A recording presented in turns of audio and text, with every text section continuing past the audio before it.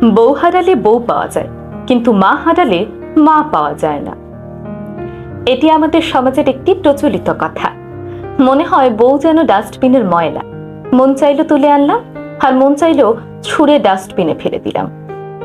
যারা এই ধরনের মনোভাব পোষণ করেন কিংবা এই ধরনের কথা বলেন, তাদের উদ্দেশ্যে কিছু কথা বলি। মা আর বউ দুজন দুই মেরুর, একজন জননী, আরেকজন সহধর্মিণী, একজন জন্মদাত্রী, আরেকজন পরিপূর্ণতা দানকারী। তাই মা আর স্ত্রীর মাঝে তুলনা করা মূর্খতা ছাড়া আর কিছুই না।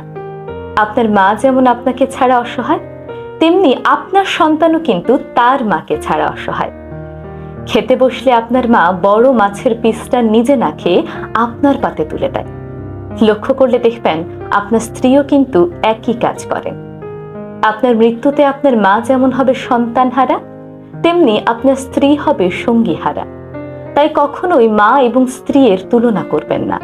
দুজন মানুষ নিজ নিজ জায়গায় শ্রেষ্ঠ, একজন জননী, আরেকজন ঘরণী।